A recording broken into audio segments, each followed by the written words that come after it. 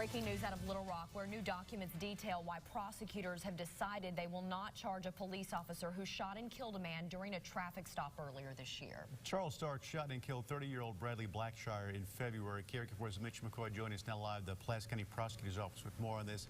And Mitch, I'm going over, I think, the same letter that you may be going over, the breakdown from the prosecuting attorney Larry Jagley on his decision to make this call. It goes into detail. What's interesting in this is that also we're hearing from Officer Starks essentially through, I guess you could say, through the dialogue on this for the first time on what was happening, what was going through his mind.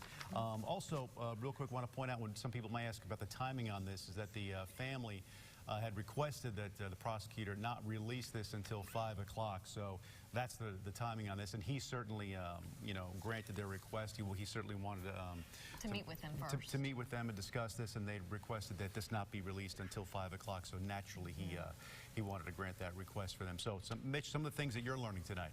It sounds like Mitch, he's having some difficulties out there, but bottom line here is that the prosecuting attorney's office said there was no crime committed, and of course...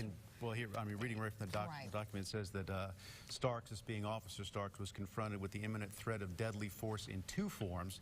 The vehicle that was driving toward him, which no doubt by this time you've seen, he was in the vehicle, the officer was not. It was driving toward him, and from which he had no duty to retreat.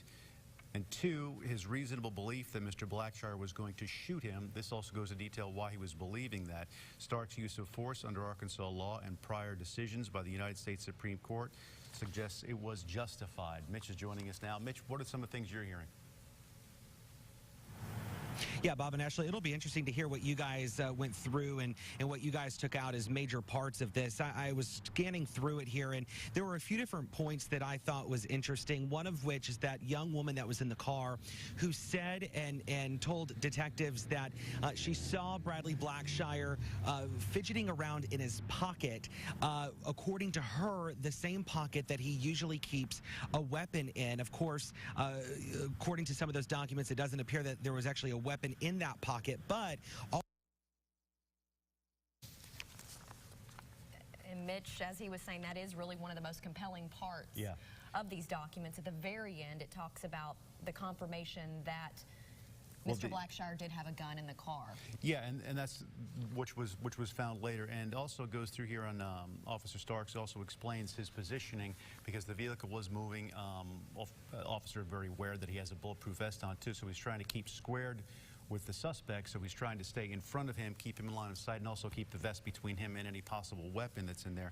But as you mentioned, he never saw that hand. He saw it reach down to the stick shift and then put the car in gear, and then he never saw that hand again. So he didn't know what that hand was doing, but from the witness account was the vehicle with him, says that's usually where he kept his gun, this according to the documents.